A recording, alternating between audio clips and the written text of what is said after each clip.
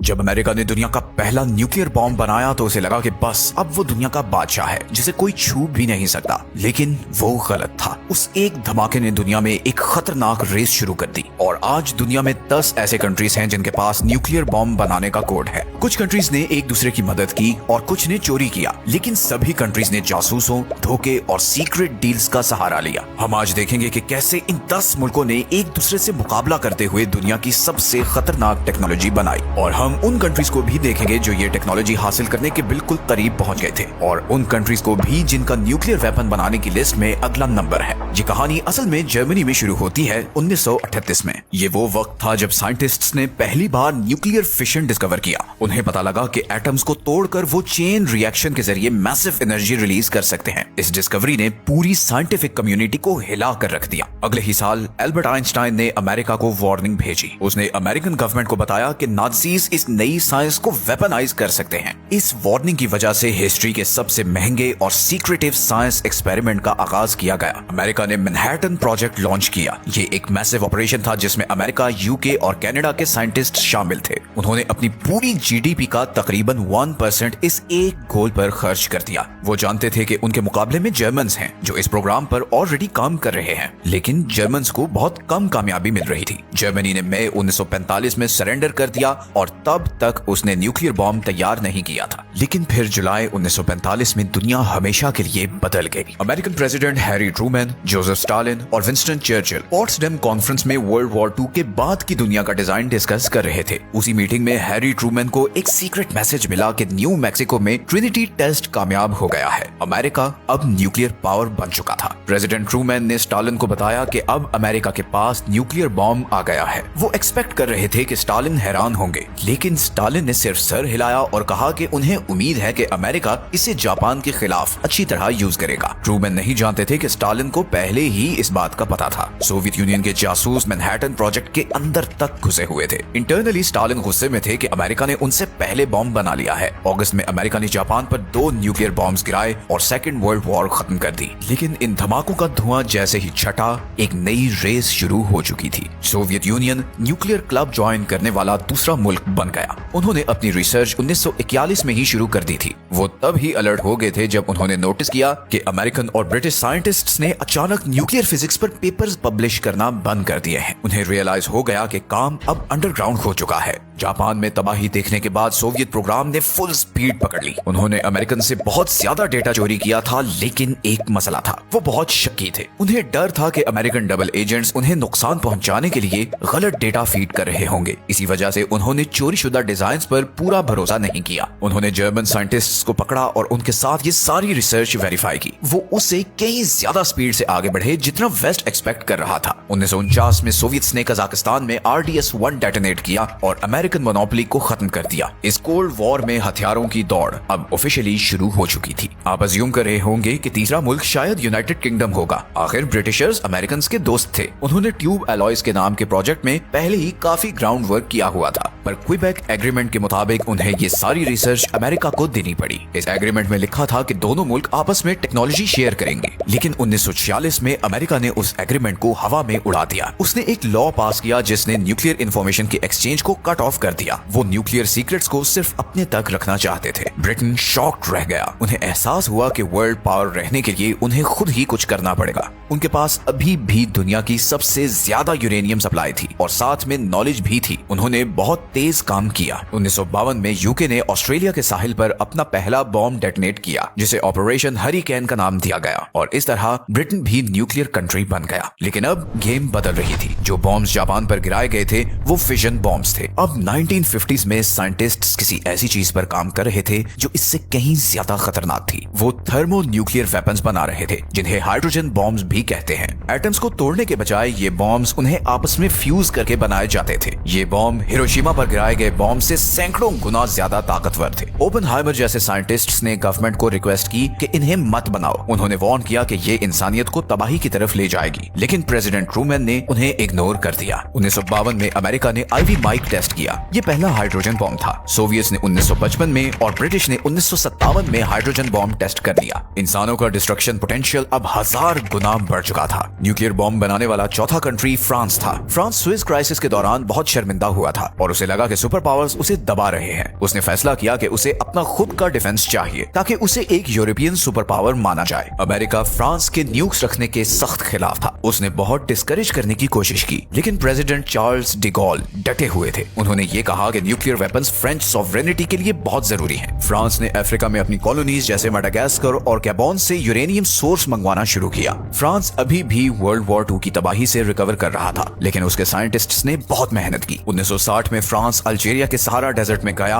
और उसने वहां अपना पहला न्यूक्लियर बॉम्ब डेटोनेट किया, जिसे जय बॉयज ब्लू कहा गया। इस धमाके ने वॉशिंगटन और पूरी दुनिया को एक मैसेज दिया कि फ्रांस को अब प्रोटेक्शन के लिए अमेरिकन मिलिट्री की जरूरत नहीं है। पांचवा मुल्क चाइना था। चाइनीज अमेरिकन के खिलाफ डिफेंस चाहते थे। शुरू में सोवियत यूनियन ने उनकी मदद की। वो चाइना को एक साथी कम्युनिस्ट कंट्री समझते थे, लेकिन फिर रिलेशंस खराब हो गए। असल में सोवियत लीडर क्रुश्चेव ने स्टालिन की लेगेसी को क्रिटिसाइज करना शुरू किया। वो वेस्ट के साथ बेहतर रिलेशंस चाहते थे। माओ जेडोंग को ये बहुत गलत लगा। उन्होंने सोवियत्स पर इल्जाम लगाया कि वो अपनी रेवोल्यूशनरी स्पिरिट खो रहे हैं। दोनों मुल्क अलग हो गए और सोवियत्स ने अपनी सारी टेक्निकल हेल्प वापस ले ली। उन्होंने चाइना को बाकी चीजें खुद फिगर आउट करने के लिए छोड़ दिया। उस वक्त चाइना में एक जबरदस्त कल्चरल रेवोल्यूशन चल रही थी, लेकिन उन्होंने सारे रिसोर्सेज न्यूक्लियर बॉम्ब बनाने में लगा दिए। 1964 में चाइना ने लॉप नूर झील पर अपना पहला एटॉमिक बॉम्ब टेस्ट करके दुनिया को शॉक कर दिया। इसके बाद उन्होंने एक और शॉक दिया। सिर्फ 2.5 साल बाद उन्होंने हाइड्रोजन बॉम्ब भी टेस्ट कर दिया। ये किसी भी कंट्री की तरफ से बेसिक फिशन बॉम्ब से एडवांस्ड फ्यूजन बॉम्ब तक जाने की सबसे तेज डेवलपमेंट थी। इस लिस्ट में छठा मुल्क सबसे ज्यादा मिस्टीरियस है और वो है इसराइल। आज तक इसराइल ने ऑफिशियली कभी एडमिट नहीं किया कि उसके पास न्यूक्लियर वेपन्स हैं। इस मामले में वो खामोशी रखता है। 1950s में इसराइल ने नेगेव डेजर्ट में फ्रांस की मदद से एक सीक्रेट न्यूक्लियर फैसिलिटी बनाना शुरू की। अमेरिकन स्पाई प्लेन्स ने ये कंस्ट्रक्शन साइट स्पॉट कर ली। प्रेसिडेंट जॉन एफ कैनेडी बहुत परेशान हुए और उन्होंने इस प्लांट की इंस्पेक्शन की डिमांड की। इसराइलीज ने टाल मटोल किया और कुछ नहीं बताया। उन्होंने अंडरग्राउंड बॉम्ब मेकिंग फैसिलिटीज को छुपाने के लिए फेक वॉल्स और हिडन एलिवेटर्स बनाए। जॉन एफ कैनेडी इसराइल को रोकने से पहले ही मर गए और उनके बाद आने वाले लिंडन बी जॉनसन काफी प्रो इसराइल थे। माना जाता है कि 1967 तक इसराइल के पास न्यूक्लियर बॉम्ब आ चुका था। दुनिया को इसकी कंफर्मेशन बहुत सालों बाद 1986 में मिली। मोर्डेशाई वानूनू नाम के एक टेक्नीशियन ने सीक्रेट इसराइली फैसिलिटी में काम किया था। उसने वहां की फोटोज ली और उन्हें मुल्क से बाहर स्मगल किया। उसने ये स्टोरी एक ब्रिटिश न्यूज़पेपर को दी, लेकिन इससे पहले कि स्टोरी पब्लिश हो सकती, इसराइली सीक्रेट सर्विस मोसाद उस तक पहुंच गई। उन्होंने एक ट्रैप लगाया। एक फीमेल एजेंट ने लंदन में अमेरिकन टूरिस्ट होने का नाटक किया। उसने वनूनू के साथ फ्लर्ट किया और उसे अपने साथ रोमांटिक वीकेंड के लिए रोम चलने पर कन्विंस किया। जैसे ही वो रोम पहुंचा, उसे ड्रग दिया गया, किडनैप किया गया और वापस इसराइल शिप कर दिया गया। उसने वहां 18 साल जेल में गुजारे। उसकी कुर्बानी की वजह से दुनिया को पता लगा कि इसराइल वाकई एक न्यूक्लियर पावर था। सातवां मुल्क इंडिया था। इंडिया सराउंडेड था। वो दो ताकतवर दुश्मनों के बीच ट्रैप्ड फील करता था। वो 1962 में चाइना से जंग हार चुका था और दूसरे बॉर्डर पर अपने राइवल पाकिस्तान के साथ लगातार लड़ रहा था। इंडिया ने कनाडा से लाए गए एनर्जी रिएक्टर में रिसर्च प्रोग्राम शुरू किया। इंडिया ने क्लेम किया कि वो बॉम्ब नहीं बना रहे, लेकिन 1974 में उन्होंने रेगिस्तान में एक टेस्ट किया। उन्होंने इसे पीसफुल न्यूक्लियर एक्सप्लोजन कहा और इसका कोड नेम स्माइलिंग बुद्धा था। दुनिया में एक खलबली मच गई। कनाडा और अमेरिका ने टेक्नोलॉजी मिसयूज करने पर इंडिया पर सैंक्शंस लगा दिए। इंडिया कुछ अरसे के लिए रुक गया, लेकिन 1990s में उसने ऑफिशियली अपने प्रोग्राम को वेपनाइज कर दिया। उन्होंने no first use policy declare की। इसका मतलब है कि वो वादा करते हैं कि वो न्यूक्स तब तक यूज नहीं करेंगे जब तक कोई और पहले इंडिया पर न्यूक्लियर बॉम्ब यूज ना करे। 8वीं कंट्री की शायद सबसे यूनिक स्टोरी है। ये साउथ अफ्रीका था। 1970s तक साउथ अफ्रीकन गवर्नमेंट बिल्कुल अकेली हो चुकी थी। बाकी दुनिया उनके रेसिज्म से नफरत करती थी और मदद करने से इनकार करती थी। उन्होंने अपने बॉर्डर्स की तरफ देखा और उन्हें हर जगह दुश्मन नजर आए। अंगोला जैसे पड़ोसी मुल्क कम्युनिस्ट कंट्रोल में जा रहे थे। उन्होंने फैसला किया कि उन्हें अल्टीमेट इंश्योरेंस पॉलिसी चाहिए। उनके पास बहुत ज्यादा यूरेनियम रिजर्व्स थे और उन्होंने उन्हें यूज करना शुरू किया। 1989 में एक अमेरिकन सैटेलाइट ने साउथ अफ्रीका के कंट्रोल वाले आइलैंड्स के करीब इंडियन ओशन में मिस्टीरियस लाइट डिटेक्ट की। ये माना जाता है कि ये इसराइल के साथ एक जॉइंट न्यूक्लियर टेस्ट था। 1980s तक साउथ अफ्रीका ने 6 फुली फंक्शनल न्यूक्लियर बॉम्ब्स बना लिए थे, लेकिन फिर दुनिया बदल गई। सोवियत यूनियन कोलैप्स हो गया। कम्युनिज्म का थ्रेट खत्म हो गया। साउथ अफ्रीकन गवर्नमेंट जानती थी कि उनका वक्त खत्म हो रहा है। वो नेल्सन मंडेला की सरबराही में आने वाली नई गवर्नमेंट को न्यूक्लियर वेपन्स देने से खौफजदा थे। उन्होंने वो किया जो कोई और कंट्री नहीं कर सकता था। उन्होंने वॉलंटरीली अपने सारे न्यूक्लियर वेपन्स डिसमेंटल कर दिए। उन्होंने सारे ब्लूप्रिंट्स डिस्ट्रॉय कर दिए और यूरेनियम को पिघला दिया। तो साउथ अफ्रीका वो अकेला मुल्क है जिसने अपने न्यूक्स बनाए और फिर सब खत्म कर दिए। नौवां मुल्क है पाकिस्तान। 1971 में इंडिया से आधा मुल्क गंवाने के बाद पाकिस्तानी प्राइम मिनिस्टर जुल्फिकार भुट्टो ने ऐलान किया कि अगर लोगों को घास भी खानी पड़ी, तब भी वो अपना न्यूक्लियर बॉम्ब बनाएंगे। वो इंडिया को डोमिनेट करने नहीं दे सकते थे। इस प्रोग्राम के हीरो अब्दुल कदीर खान थे। वो नेदरलैंड्स में एक फैसिलिटी में मेटलर्जिस्ट थे जो यूरेनियम इनरिच करती थी। उन्होंने अपनी क्लियरेंस यूज करके सेंट्रीफ्यूजेस के टॉप सीक्रेट ब्लूप्रिंट्स चोरी किए। उन्होंने ये सारे डिजाइन्स याद किए, उन्हें कॉपी किया और उन्हें वापस पाकिस्तान ले आए। इन डिजाइन्स ने उन्हें एक जबरदस्त हेड स्टार्ट दिया। उन्हें चाइना से भी मदद मिली जो इंडिया को चेक में रखना चाहता था। अमेरिका जानता था कि पाकिस्तान क्या कर रहा है,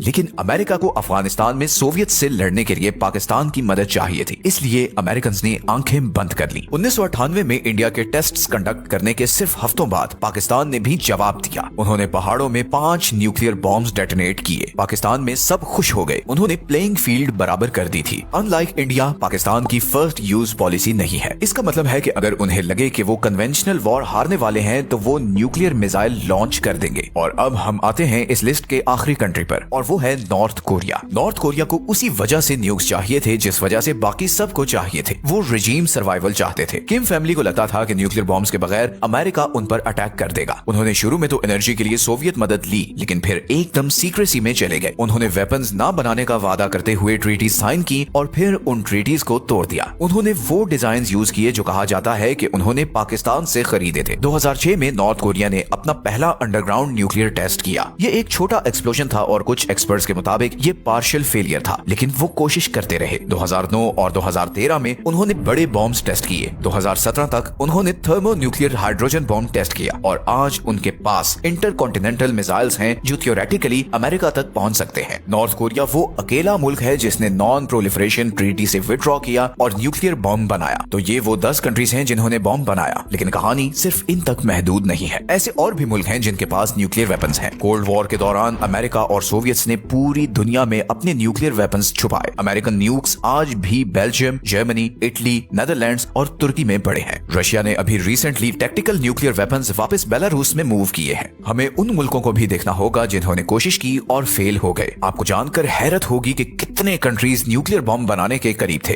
अर्जेंटीना और ब्राजील के पास मिलिट्री प्रोग्राम्स थे जो उन्होंने अबैंडन कर दिए। स्वीडन और स्विट्जरलैंड ने भी इस पर गौर किया था, लेकिन सबसे वोलेटाइल रीजन हमेशा से मिडिल ईस्ट रहा है। इराक के पास सद्दाम हुसैन के दौर में अपना न्यूक्लियर प्रोग्राम था। 1981 में इसराइल ने ऑपरेशन ओपरा लॉन्च किया और इराकी रिएक्टर पर एयर स्ट्राइक्स करके उसे तबाह कर दिया। 2007 में इसराइल ने यह दोबारा किया। उन्होंने सीरिया में एक सीक्रेट फैसिलिटी पर बॉम्ब गिराया जो नॉर्थ कोरिया की मदद से बनाई जा रही थी। इसराइल के लिए अब मसला ईरान है। ईरान सालों से यूरेनियम इनरिच कर रहा है। इसराइल और वेस्ट ने ईरान के न्यूक्लियर प्रोग्राम को टारगेट करके पीछे धकेल दिया है। एक और मुल्क है जिसे अक्सर नजरअंदाज किया जाता है और वो है जापान, जिसे एक्सपर्ट्स थ्रेशहोल्ड स्टेट कहते हैं। जापान के पास एडवांस्ड रॉकेट टेक्नोलॉजी और प्लूटोनियम के बड़े रिजर्व्स हैं। एक्सपर्ट्स मानते हैं कि अगर जापान चाहे तो वो महीनों में न्यूक्लियर वेपन्स बना सकता है। फिलहाल उनका पैसिफिस्ट कॉन्स्टिट्यूशन इसे रोकता है, लेकिन अगर एशिया में जियोपॉलिटिकल सिचुएशन बदलती है तो जापान कभी भी ट्रीटी तोड़ सकता है। और आखिर में हम उस चीज को नहीं भूल सकते जो समुद्रों की तह में है। ट्रीटीज और इंस्पेक्शन जमीन पर फोकस करती हैं, लेकिन न्यूक्लियर कंट्रीज की असल ताकत समुद्र की गहराई में है। America, Russia, UK, China, France और इंडिया सब न्यूक्लियर आर्म्ड सबमरीन्स ऑपरेट करते हैं। ये सबमरीन्स महीनों तक पानी के अंदर रह सकती हैं और इन्हें ट्रैक करना नामुमकिन है। ये इंश्योर करती हैं कि अगर मुल्क मैप से मिट भी जाए तो उनकी सबमरीन्स दुनिया में कहीं से भी रिटेलिएटरी स्ट्राइक्स लॉन्च कर सकती हैं। ये म्यूचुअली अश्योर्ड डिस्ट्रक्शन का कॉन्सेप्ट है। ये वही डेंजरस लॉजिक है जिसने 80 सालों से अमन कायम रखा हुआ है। ये टेक्नोलॉजी जो जर्मनी में एक लेबोरेटरी में शुरू हुई थी अब मैप के हर कोने में फैल चुकी है। हमने न्यूक्लियर क्लब को सिर्फ एक मेंबर से ग्रो होकर 10 तक जाते देखा है। ये टेक्नोलॉजी तो पुरानी है, लेकिन इसके ब्लूप्रिंट्स हर तरफ मौजूद हैं। अगले मुल्क को रोकने वाली वाहिद चीज पॉलिटिक्स है, साइंस नहीं। और अब सबसे खतरनाक सवाल ये है कि न्यूक्लियर बॉम्ब बनाने वाला वो 11वां कंट्री कौन होगा।